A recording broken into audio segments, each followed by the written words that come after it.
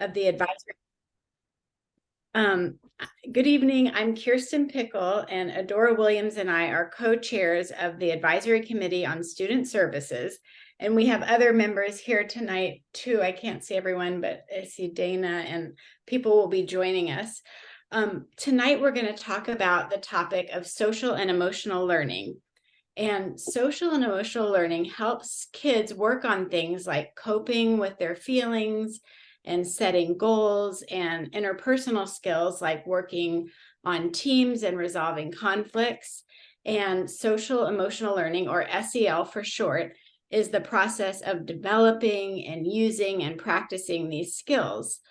The Advisory Committee on Student Services, which is running this meeting along with the APS Student Services Department, we are a subcommittee of the Advisory Council on Teaching and Learning, which is a parent and community member-led organization that reports to the school board and provides recommendations and input and feedback.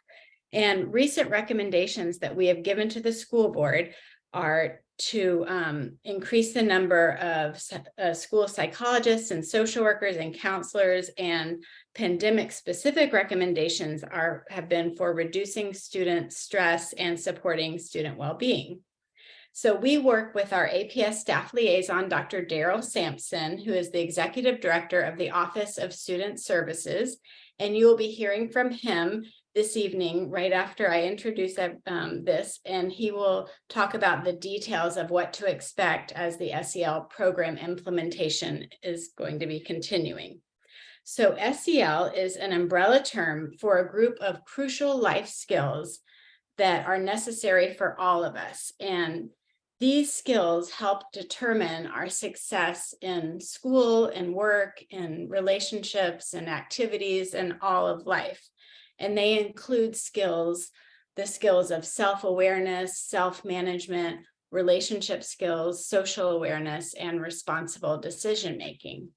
And just to share a brief example from my own experience, when we were going to Key Elementary School, we learned about the hand model of the brain, which has been so helpful. And that is when you have strong emotions, your brain can like flip its lid, or the emotions can hijack your brain and you can lose it. And then you'll just be operating from like a fight flight mode, or like a primitive part of the brain when you have, this can happen with strong emotions, and you lose access to the part of the brain that can pause and make responsible decisions and not be reactive. So, and you might say something you regret, and I use this we just kind of have this in our awareness whenever anyone has a strong emotion. We're just kind of aware of like needing to pause and not say anything that we would regret or do anything. And the other example is also something we learned in elementary school, which is the phrase, all emotions are acceptable, but not all behavior. And these two guardrails they're like guardrails for us in managing strong emotions. So I know that the pandemic has increased many parents' concerns about their children's mental well-being and social development, and if that was affected by the time at home and with social distancing. And this concern is shared by us and by staff and by school board. And the school board and our committee made a recommendation last year to address this concern. And we recommended that APS undertake an SEL assessment through CASEL, which is the nation's leading organization in advancing the development of academic, social, and emotional competencies in students. And the CASEL evaluation evaluated the efforts underway throughout APS, and they noted challenges and assets. And one of the greatest assets was that our leadership supports SEL. So now tonight, as we begin the next phase of implementing SEL, we're recommending that APS follow the recommendations of Dr. Sampson and CASEL by hiring the staff needed to support teachers in fully implementing SEL in integrating it into the classroom. And we also recommended communications and discussions like the one we're having tonight to share what's happening and what can be expected from our children experiencing SEL at school. And I just want to thank Dr. Sampson and staff and the school board and Dr. Duran for all their wisdom and support of SEL at APS. So thank you so much, Dr. Sampson.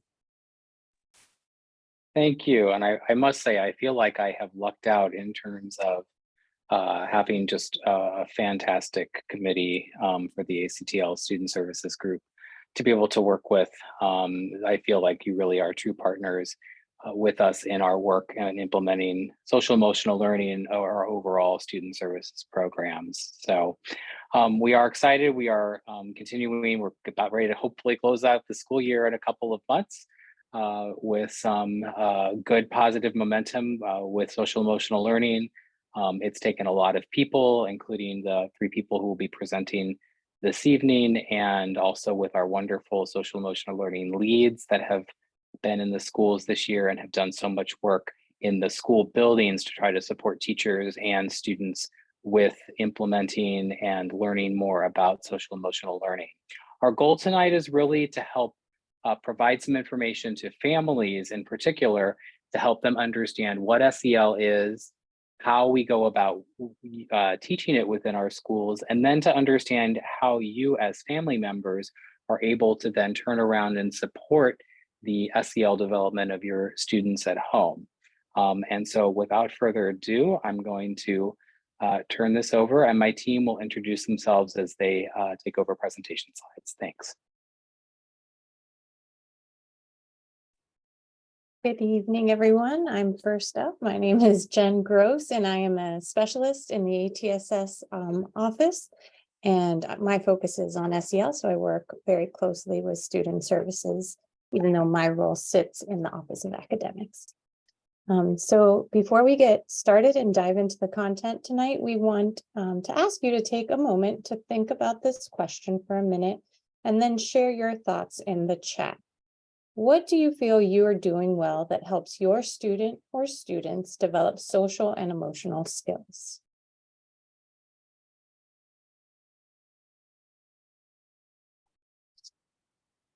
I'll give you a moment to think and then go ahead and drop your ideas, thoughts in the chat.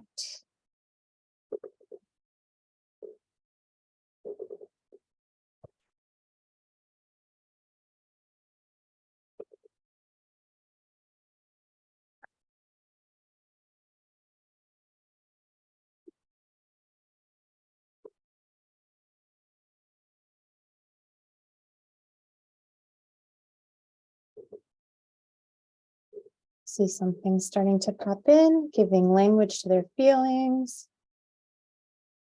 Try to model listening, productive conversations.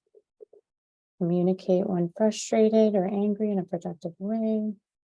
Ask reflective questions. All right, thank you for sharing. Model, talk through situations. All right, and you can continue to drop those in if the thoughts come in a moment or so, but keep that in mind as you listen to the content tonight. Our objectives, our learning objectives for this evening is that you all will gain a better understanding of SEL, that you'll understand what APS is doing to support SEL skill development for students and staff, that you'll have the chance to participate in interactive activities that engage SEL competencies, and that you walk away with resources to use outside of school with students to support SEL skill development. As we think about SEL, there are often misconceptions about what it means. And so we want to be really clear about what SEL is in APS. So SEL is the responsibility of all APS staff, not just the domain of school counselors, school psychologists, and school social workers. SEL seeks to empower students with the skills, knowledge, and understandings to make positive choices about their social, emotional engagement. It is not used as a means to control students' behaviors.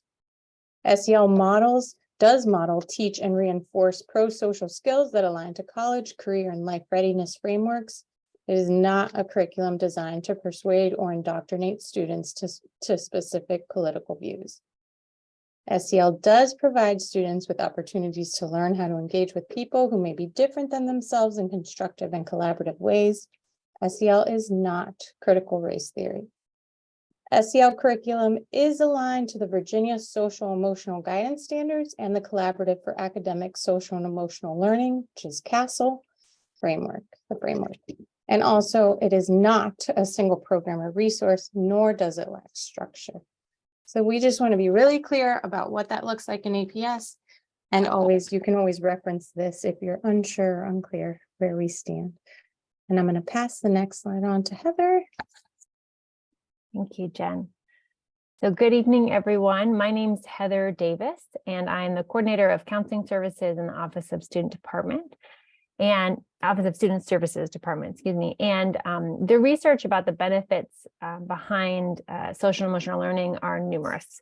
We wanted to highlight one study from the American Journal of Public Health and a significant quote for us that said there are statistically significant associations between measured social and emotional skills in kindergarten and key young adult outcomes across multiple domains of education, employment, criminal activity, substance abuse, and mental health. So we know these are all areas of concern in our community, and we know that developing social and emotional skills can really contribute to positive outcomes for our students, our families, and our communities. So these are essential skills when we talk about becoming positive contributing members of society. And one of the primary places where students can learn, not the only, but primary, is in school. So we wanted to share this brief video from PBS, which we felt like really summed up how we're viewing, the importance of SEL in terms of students thinking about their future self, because our goal is always to help students each year progress in developing themselves academically, social emotionally, in terms of their goals after graduation. And so thinking about their future self and progressing towards that is developing their social and emotional competencies. So I'm going to play this video for you all. Sound?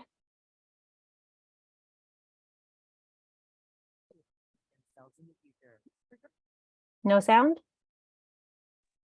It's super soft. Yeah.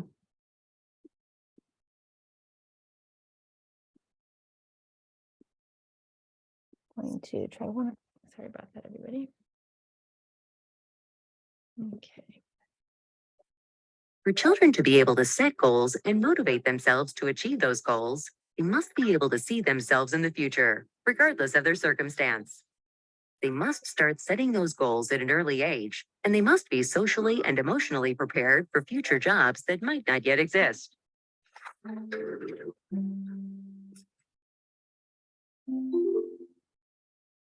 When we think about our future self, we're thinking about what kind of an adult do I want to be? What kind of a teenager do I want to be? What kind of a person do I want to be?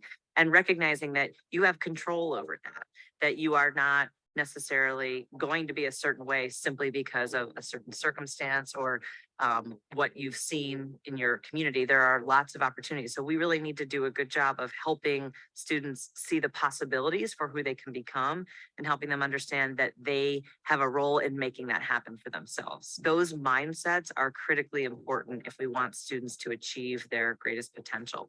The idea of helping kids see their future self is really important. And it's definitely not about, I'm going to buy a Lamborghini or I'm going to be an NFL player, which is okay. We want kids to have dreams. What we're talking about is more, what do you want your future to look like as far as your own self and your goals? Think about your home. What is your home going to feel like? Who's going to be invited into your home? Where are you going to feel safe in the future? And really instilling that they can write their own story, and we're going to help them do that. And yes, reading skills and math skills and science skills are critical, but what's really important is that you know who you are, you know what your strengths are, you know what your values are, and what do you want to do with your story? Exposing kids to other things, not just being a teacher or being a lawyer or being a doctor, but exposing them to being an engineer or a scientist or an entrepreneur. It's important to set high expectations I think sometimes we're afraid to set high expectations because we look at our students' limitations, but we have to give them something to rise to climb to. We had students who came back and talked about dealing with poverty, dealing with substance abuse in the home, for example. And they had gone on to get a certificate. They actually have had a paying job. They had their own apartment and their own car. And that was huge. So for these teenagers thinking, there's no way I'm ever going to have my own apartment. There's no way I'm ever going to have my own car. I'm never going to graduate high school. And they can see someone who maybe came from the same neighborhood and is doing really great things.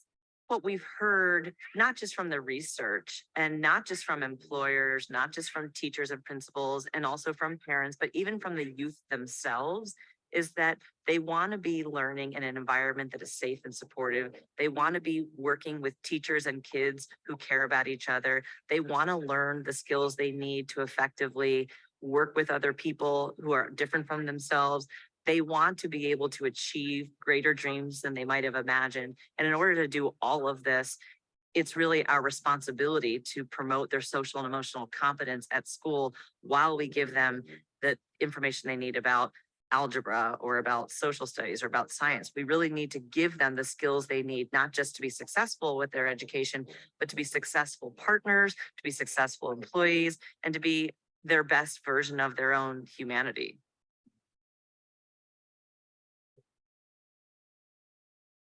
Great. So here in APS, we're working towards a systemic approach to SEL.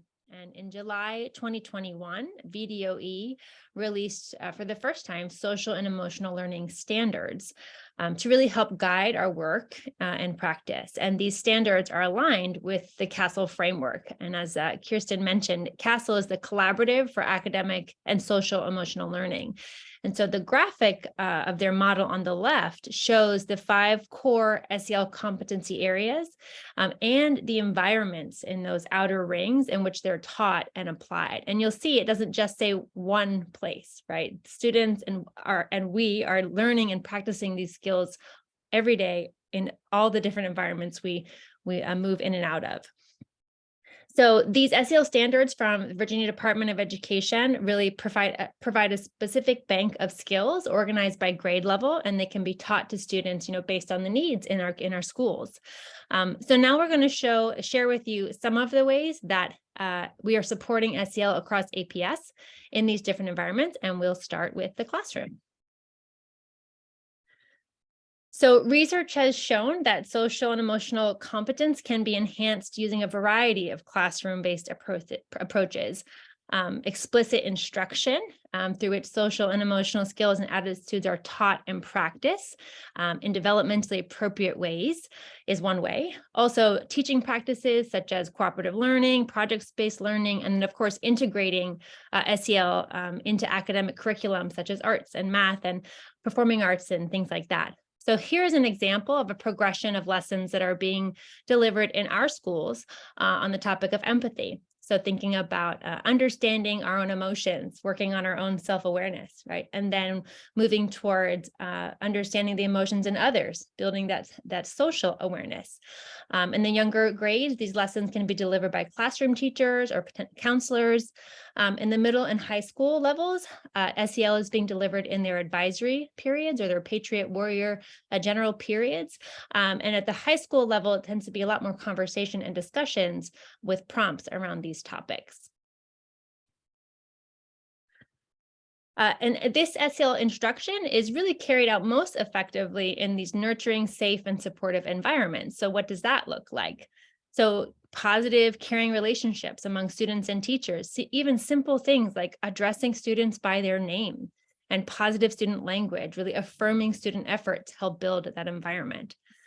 And also when teachers use, culture responsive instruction, when they are understanding and appreciating the unique backgrounds, experiences, and strengths of all of our students, they're building that trust, helping students feel included and engaged in the community. That also supports that supportive classroom climate. It also looks like classrooms having predictable routines and procedures and ample opportunities for community building throughout the day. So These can be simple things like the way a classroom is set up, having an area where all students can sit together and talk, having classes that are connected that facilitate collaboration.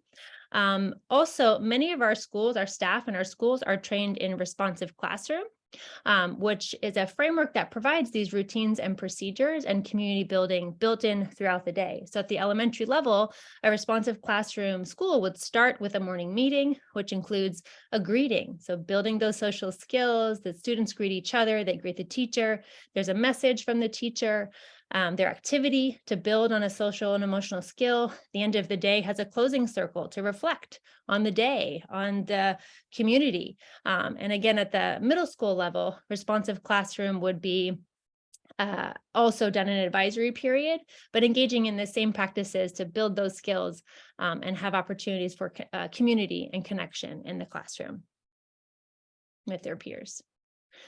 We wanted to end this discussion about what SEL looks like for our students with another video that you might have seen, hopefully not, so it's not a repeat, but made by our AETV production team here in APS in the fall, where you'll get to hear some students talk about their experience with SEL and also what it looks like to be incorporated into a math class, for example. So enjoy.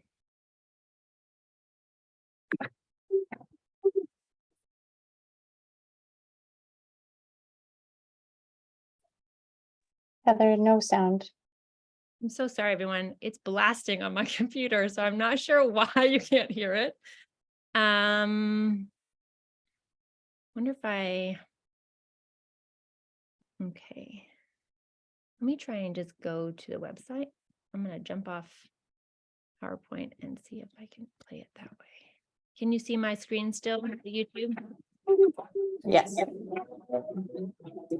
And we can hear it a little bit. Needs to be louder.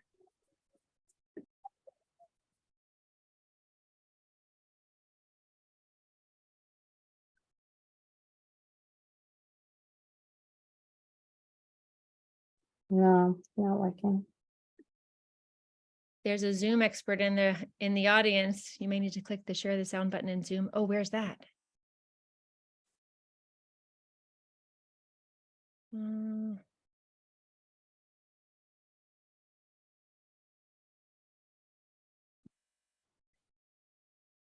I'm going to give this 2 seconds, and if I can't figure it out, we'll move on, everyone.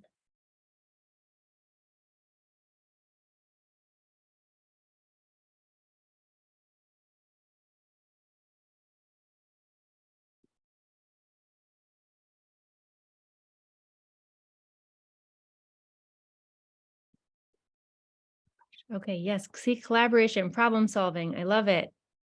Okay, let me see. Stop share screening, and then when you press again, a little box appear. Okay, got it. We use Microsoft Teams, so that share sound. Got it. Let's do it.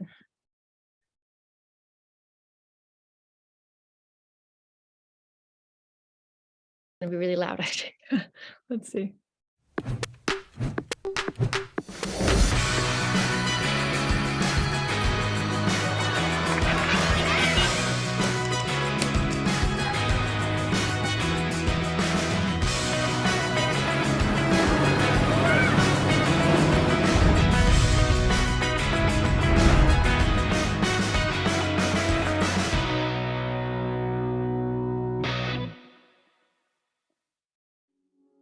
SEL stands for Social Emotional Learning, and here in APS, we believe that it is critical for students and is the foundation for student learning and for student success.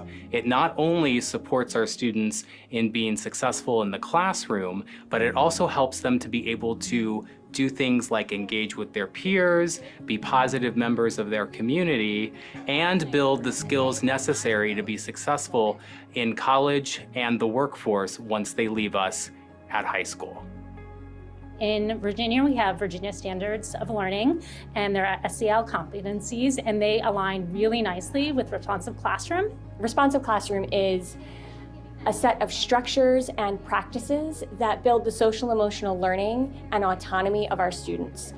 One of the things about responsive classroom as a classroom teacher that I loved was that it went from this idea of extrinsic motivation of let me give you a reinforcer to really building that idea of students as members of a community and taking care of themselves, taking care of each other, taking care of our community, and the power that that instilled in them.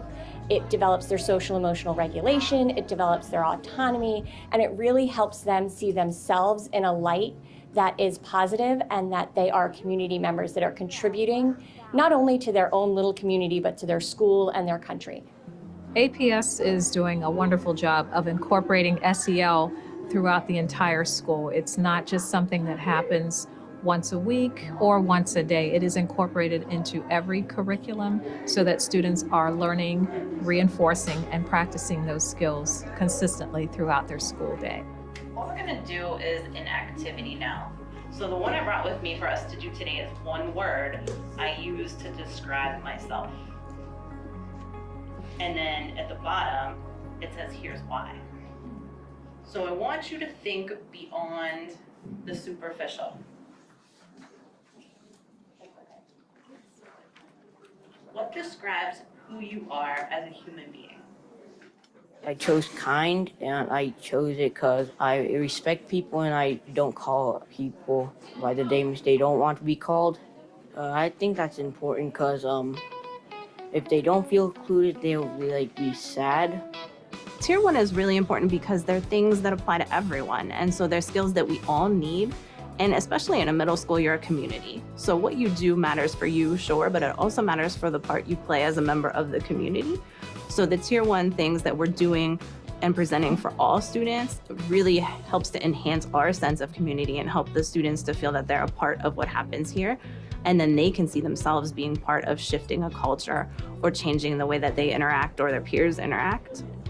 All of this ties into our school theme of looking at kindness, inclusion, and acceptance. We can't just be rude to someone.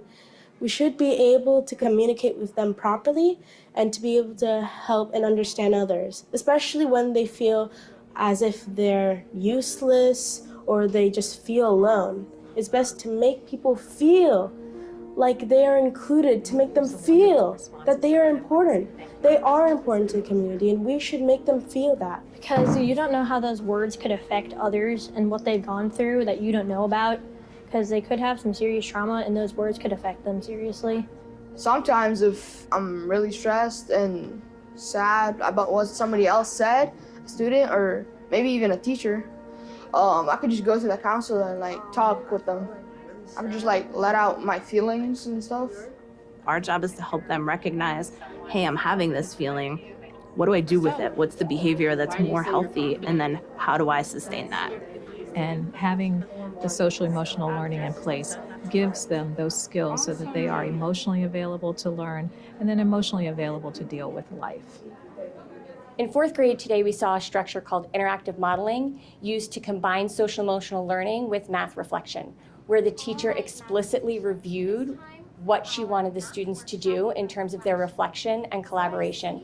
And that allows students not only to be strength-based in what they did well and to use that to set a goal for tomorrow's learning. And what I felt about math today was I felt happy and sleepy. Why did you feel sleepy? Because I was tired because I woke up early. Okay. Me and Moises played the game together and I beat Moises and it was very fun. Something that went well in math for me was a must-do because me and Noah got to play together for the first time in ever, because we basically never get to play a math with someone. Having responsive classroom as a school-wide practice, it really is a great opportunity for us to instill that social emotional learning every single day. So I think when we're teaching this SEL skills and helping kids to practice them, then they do feel they have better relationships with their teachers, with the other students in their classroom, and so they're willing to push themselves and extend themselves academically in ways that they might not otherwise. Having to go to my teachers, knowing that they will help me and I won't have to feel nervous about it, I think it really helps. And working together in a school environment, grades are better. And if we communicate with our teachers better, we get better results, we get better learning.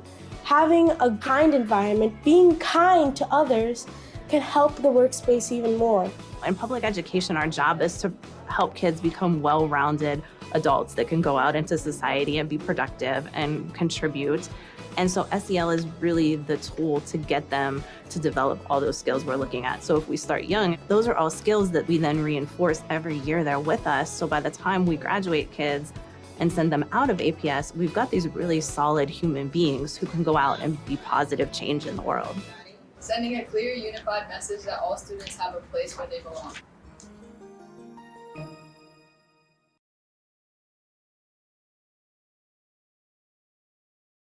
Great, and I'm going to pass it on to my colleague, Wendy. Thank you, Heather. Good evening, everyone. I'm Wendy Crawford. I'm one of the supervisors in the Office of Student Services, and I'm really happy to be here tonight and see so many familiar names in the participant list. I'm going to talk for a few minutes about adults SEL, and I saw a lot of questions coming into the chat about what are we doing to support adult SEL. Can we go back one slide, please? There, no. Uh-oh. There we go. Thank you. Thank you. So, and we're all getting great opportunities to practice our social and emotional learning skills tonight, aren't we? we're dealing with these glitches. Anyway, I'm going to talk about adult SEL because, as several of you all have alluded to, it's an important component of helping our students is to grow our own SEL skills, which we actually do continue to grow throughout our lifespan. It's not something that, you know, I'm an expert in and I'm teaching other people. We are growing together, even through our activities that we're engaging in tonight.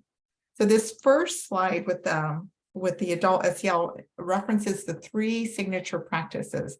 And I want to start by pointing out, if you're listening to what, if you were listening to what Heather and Jen have said, these actually mirror what we're doing with students, but as a part of growing our own adult SEL skills, we're using strategies in our own interactions. So we're using the 3 signature practices in our meetings, staff meetings, smaller group meetings like collaborative learning teams.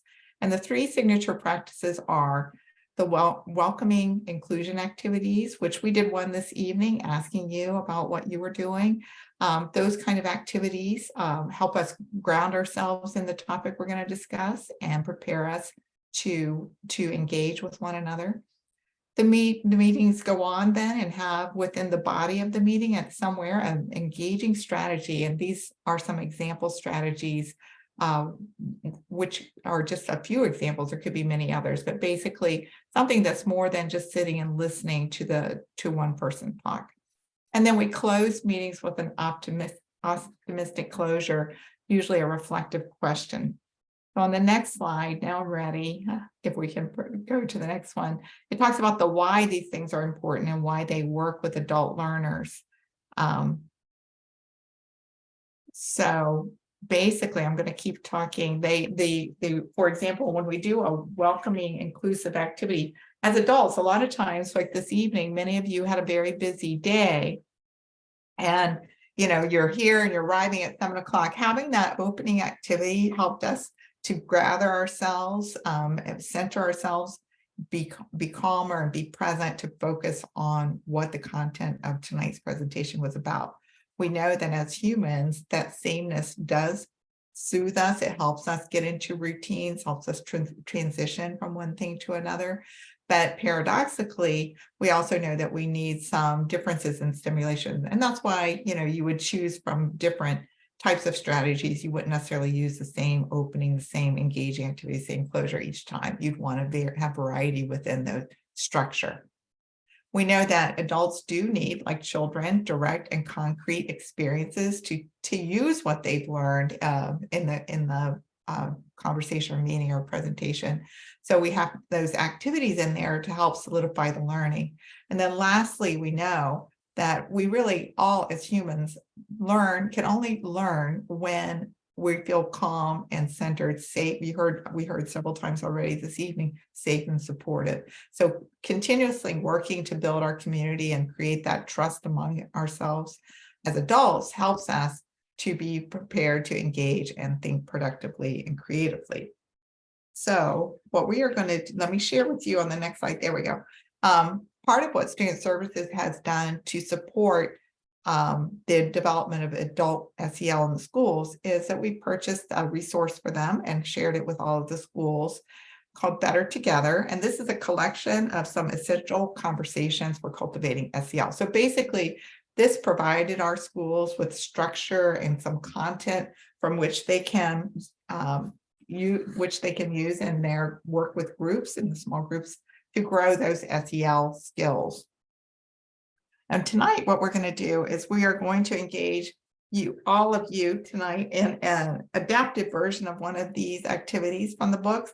I want to preface it by saying that these are intended to be engagement activities for small groups and in person. And tonight, we're gratefully a larger group and we're virtual. So we're going to ask you to sort of envision this in the sense that we would be doing it in the school, which would be in a smaller group, but you'll still be able to get a flavor for kind of what the nature of the activities are. So we're going to take a minute and reflect on this question that you see on the slide. And if you could please share your response by either raising your hand or in the chat. Question we want you to reflect on is, what are personal values?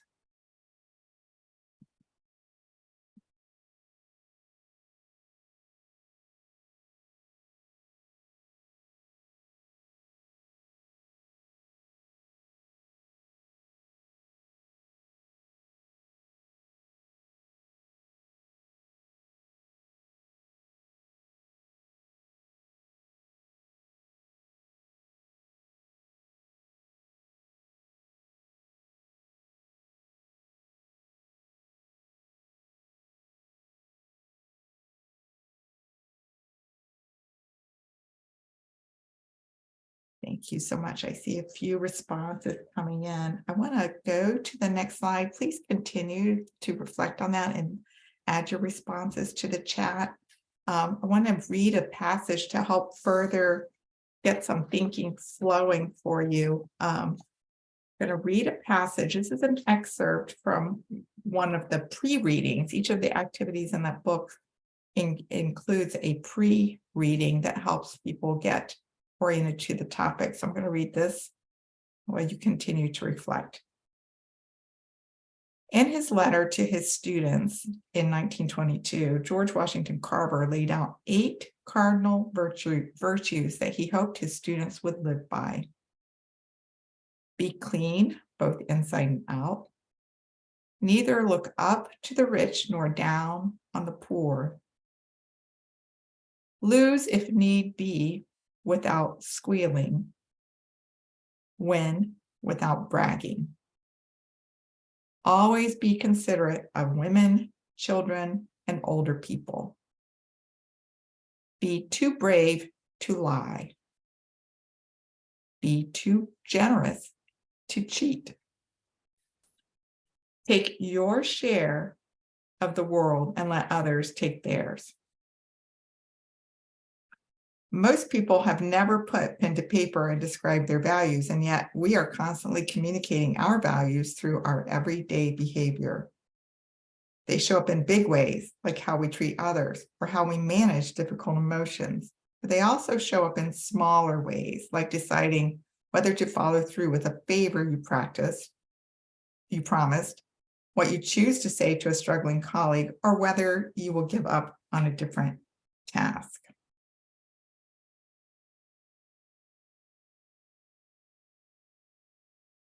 Now we'd like to invite you to reflect on one of these questions silently. What beliefs drive you to do your best? What does success look like to you?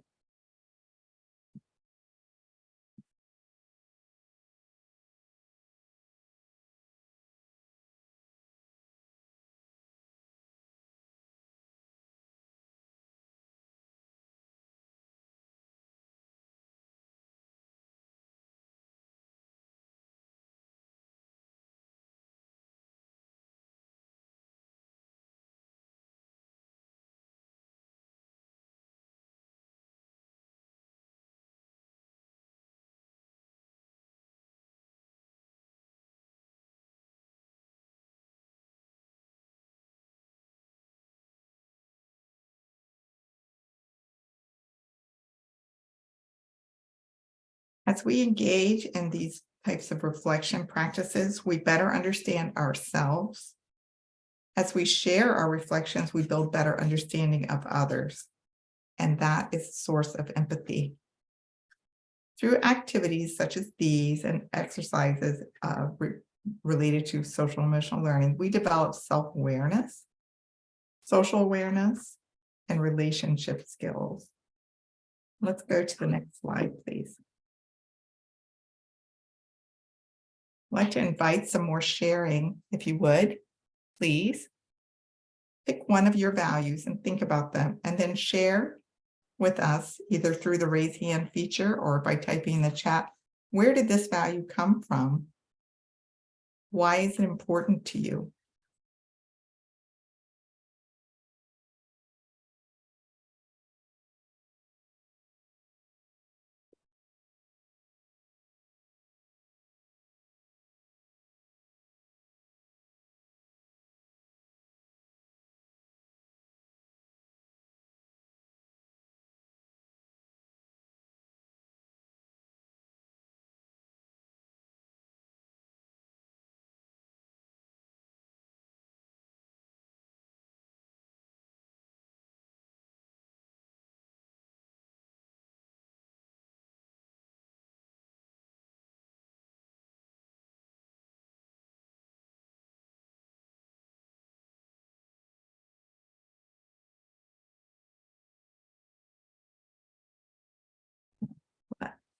I know that many of you are still thinking about your responses. Let me move us on to the next slide before we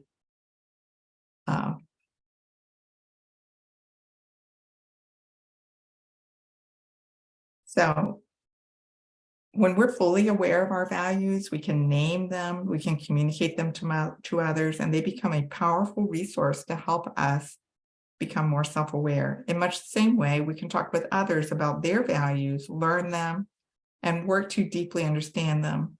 We become more socially aware and are able to form closer relationships filled with empathy and support. In fact, the research shows that the skill of being able to accurately interpret others' behaviors and respond in socially appropriate ways decreases the likelihood of aggression and hostility between groups and individuals. We just walked through some examples of readings and reflection questions from the resource Better Together. Notice that we intentionally moved through these activities from one that raised our self-awareness to one that encouraged us to share, which would raise social awareness. And now we're going to reflect lastly on these values as they manifest in our behavior. So please take a few moments here to reflect on how you show your values through your everyday interactions with your students. And again, please share with us by raising your hand or typing in the chat.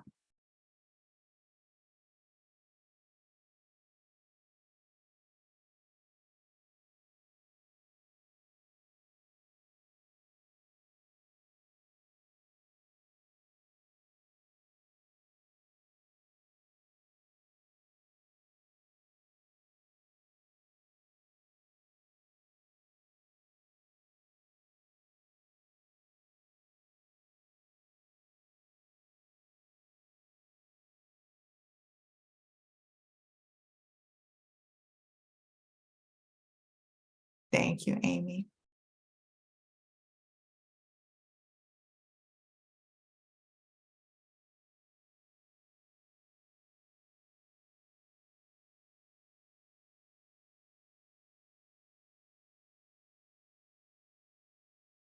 Before we move to the next slide, I want to say thank you for those who did put things in the chat. I know that in the beginning, when we talked about what you were already doing, many of you shared how you model through skills with your own behavior and how you are really working to develop social emotional language in your students. And we appreciate the partnership that we have with parents.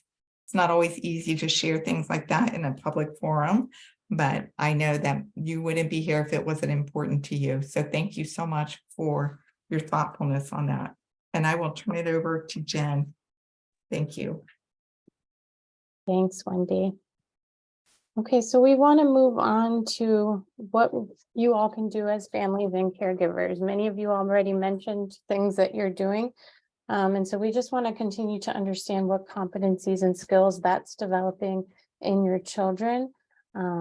Always constantly showing them and modeling to them that we are a work in progress, that we every day mess up and try again and set new goals. And so as you're talking to your children, you might have some homework assignments, or you might be out in public, and there are always opportunities to engage in conversations to help develop these skills. So we listed a few here. For example, identify and discuss emotions from characters in books. So your child might be reading a story where a character is having conflict with a friend. And so you might ask them to think about and connect to a time they may have had conflict with a friend, or they might identify how everyone involved felt, name the emotions that were going on. And this helps to develop self-awareness and relationship skills.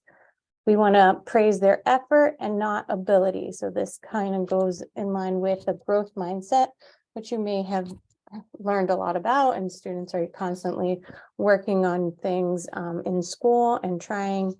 And we just want to give them the ability to know that they're going to continue to grow. For example, you might praise a young child when they're learning to tie their shoes. Wow, you're really working hard to learn how to tie your shoes. Soon you'll be able to do that all on your own. And this helps with the self-management skills and setting goals for themselves and seeing themselves in a positive way. You might nurture of course you would nurture your child's self-esteem. And this really looks like giving your child more responsibilities, allowing them to make age-appropriate choices, and then showing your appreciation for when they do a great job. This helps to build self-awareness and decision-making skills.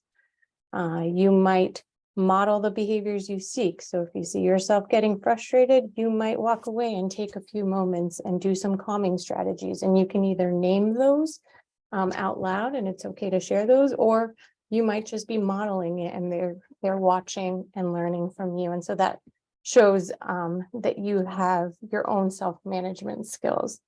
If you play games with your family, so you're following the rules, you're taking turns, somebody might get frustrated. This all works on relationship skills and self-management skills. As a family, you might work towards a common goal, maybe no devices at the dinner table, or commit to packing your lunch the night before so you're not in a rush the next day. This helps again with relationship skills and self-management. And then always engage in your own self-reflection to determine what competencies you need to further develop, what goals you might want to set for yourself, and how you might model that for your children. On the next slide, you'll see a few pretty comprehensive resources available. The emotion wheels are just, you saw a visual of it on the last slide, but basic emotions, and they get more complex as you develop your emotion vocabulary. And so students are able to give names to more complex emotions and feelings. Then there's a social and emotional learning toolkit for parent champions, and that gives an overview of SEL, what it is and what it isn't, and then ways that you can really advocate for it in your school, at your school board meetings, and your different committees. And the last one is a SEL discussion series for parents and caregivers. And this is available in English and Spanish. And it's really a great way if you have maybe in a PTA meeting or in a committee and you want to have further discussions about SEL. It has scripted discussion topics that you can go through to further explore topics related to SEL. Next. I think that now we have a few minutes for questions, and I'll have my colleagues jump in as well. So if you have a question, you can use the hand raise feature, and we'll try to get to a few tonight.